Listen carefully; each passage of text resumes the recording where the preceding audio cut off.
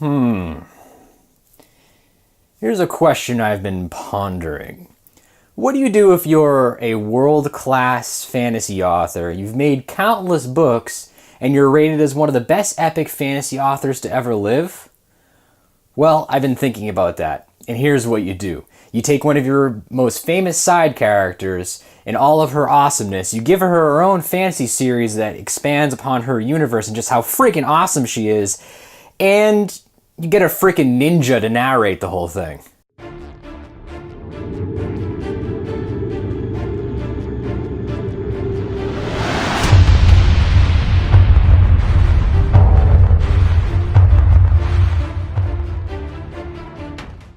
Good morning, evening, or afternoon, my fellow Nerdiknights, and welcome to Classically Trained Nerds. I'm Danny, and today we're going to be doing a book review. We're going to be reviewing Death's Mistress by Terry Goodkind and narrated by Christina Traister. So, just like every other book that Terry Goodkind's ever produced, it's super good. It's probably thus far the best book of 2017 that I've read, and really, as far as it looks, probably is going to be the best so far. Unless either Brandon Sanderson creates Book 3 of Stormlight, or if Patrick Rothfuss actually creates Book 3 of the Kingkiller Chronicles. One of these days. Any day now. One of these days. So the world building's really interesting in this book because it doesn't really need it.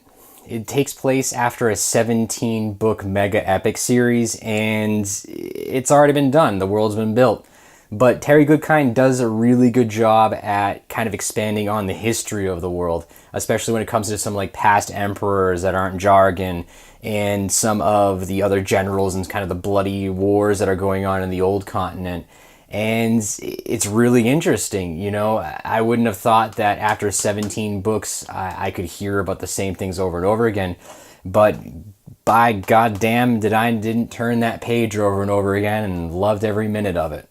He also expands on some of the slave trade, which were hinted on in the books in the past, and also on the great dragons. Really, really cool part in the book. I won't spoil it, but it's definitely one of the better parts when they go into a dragon graveyard. Again, that's about a spoiler I'm going to get on that.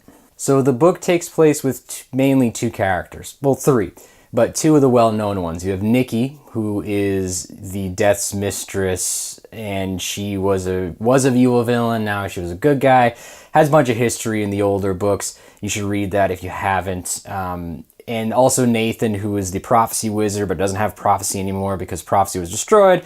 Blah, blah, blah. All happens in the old books. Now, I say that, but you don't have to read the older books in order to get this one. Terry Goodkind does a really good job at kind of catching you up on what's going on, especially between the dialogue between Nikki and Nathan through the whole thing. And, I mean, it's been years. I mean, we're talking 10, 15 years since I've picked up a Terry Goodkind book, and I had no problem picking it right back up where I left. I even didn't really need to Google anything or Wikipedia anything to kind of refresh my memory. It was all right there. So, again, a testament to Terry Goodkind's writing. So one of the beautiful things about Terry Goodkind is he's awesome. Well, it's just straightforward. But what he does is he introduces a third character named Bannon.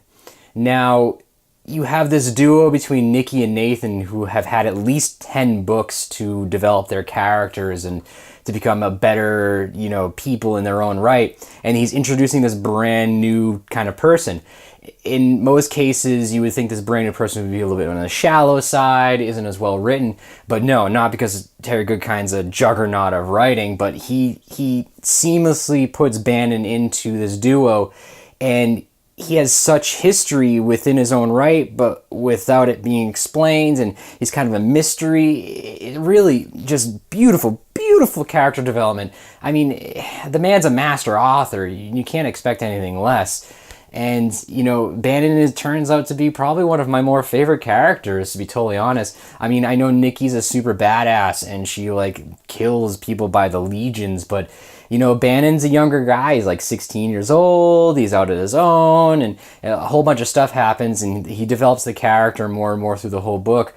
And by the end of the book, you don't notice the difference between Nikki, Nathan, Bannon. They all seem to have their own development. You all seem to understand them just as much as Nikki and Nathan, who have had, again, 10 or 13 books to expand on them. It all flows, and it's just great writing. I just can't emphasize it enough.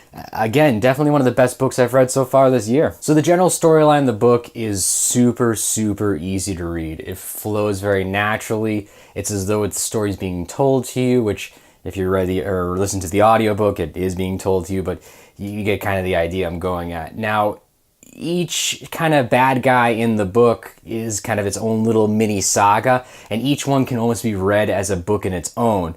So it's divided into 4 evil villains, I guess, and maybe a 5th one in there if you want to count some of the more lonely ones. But each one kind of has their own story arc that, goes up and comes down, but then also adds to the overall story arc, which is Nathan trying to get his magic back. And it's not too spoily.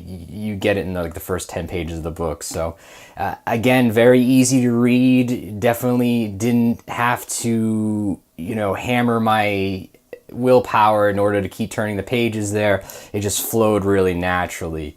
Again, that's a testament to Terry Goodkind's writing. When I do reviews on some of these epic fantasy authors, their craft is so polished and it's so perfect that it's hard to really find faults in any of their writings. Now, I have an announcement that is both happy and sad. Now, as some of you know, Michael Kramer, who was one of my most favorite narrators of any epic fantasy book, and he's read thousands or hundreds of fantasy books, some of my favorites, Brandon Sanderson, pretty much mostly. And, well, it took a legitimate ninja to steal my heart. Christina Traister, narrator of Death's Mistress, is now my #1 favorite narrator.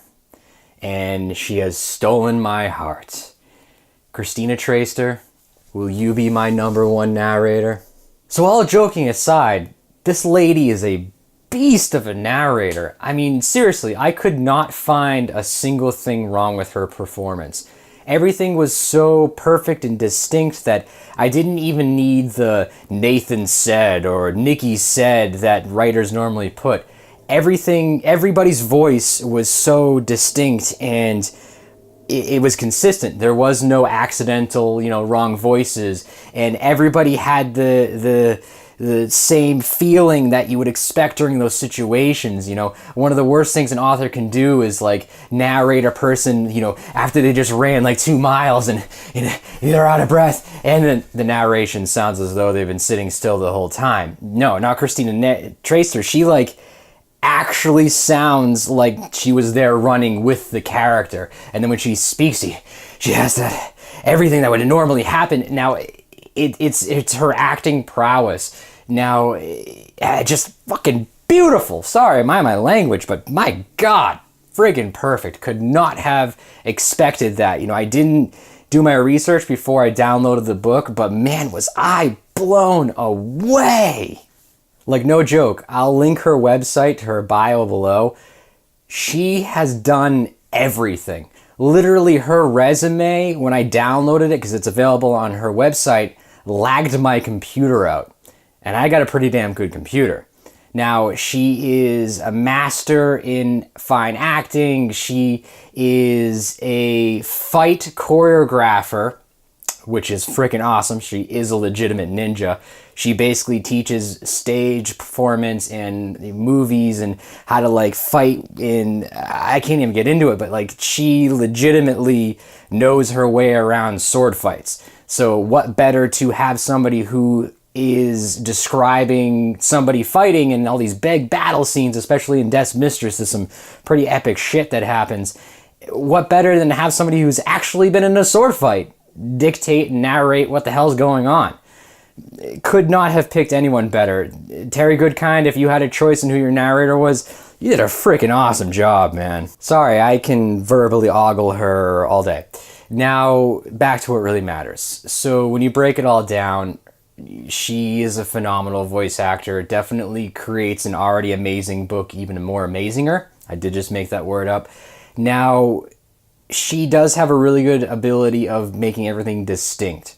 Now, there was no confusion between who was talking. Nathan sounded like Nathan through the whole book. Nikki sounded like Nikki through the whole book. She even does like a 10-year-old, 9-year-old character towards the end of the book.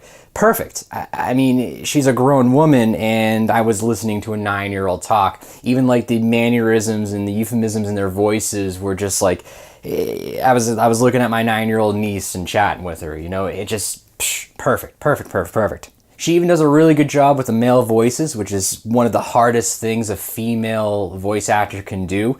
Even the evil villain male voices, you'd expect, a little more grumbly, a little more, I'm so evil. She does a great job. They're all distinct. They're all different. They all sound what you would expect in the scenarios that are happening. I can't find anything wrong with it. I want to critique it more, but when you're presented with perfection, what can you do? So, Christina Traister, if you're listening to this YouTube video, I don't mean to boast too much or sound creepy when I say that you're awesome, and I love your performance, and I wish you would do more and more books, so keep them coming, and I would love your audiograph if you ever have the time or the opportunity to do so. Alright, so Terry Goodkind's writing coupled with Christina Traister's master performance makes this book a pure 10 out of 10.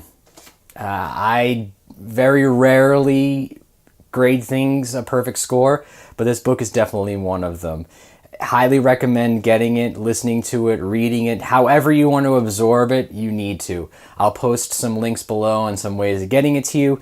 But, drop whatever the hell you're doing right now, whatever you're reading, whatever your TBR list looks like, burn it to the ground and go buy this book and pick it up. You will not be disappointed. So here's some bullet point reasons why I think you should be reading this book right now. The legendary author expanding on some beloved characters. Every word and chapter in this book flows so perfectly, you'll swear you'll be watching a big budget Hollywood movie in your brain. One of the best vocal performances you'll ever hear. Super ultra nerdy book. Every sentence can be dissected 100 different ways. Oh, and last but not least, beautiful ending. It leads perfectly into book 2 whenever Terry Goodkind decides to write that. Thank you, my fellow Nerdiknights, for watching Classically Trained Nerd's book review of Death's Mistress by Terry Goodkind. If you've enjoyed it, please like and subscribe. It does help the channel out greatly. You can also follow me on Twitter, and I'll post my handle below. Let me know in the comments below if you enjoyed this and if you want to talk about it, but not too much because we don't want to spoil it for the other people. I will make a spoiler video pretty soon about it because this book just begs to be discussed. As always, my friends, I hope you have a good morning, evening, afternoon, and remember, embrace the nerd life.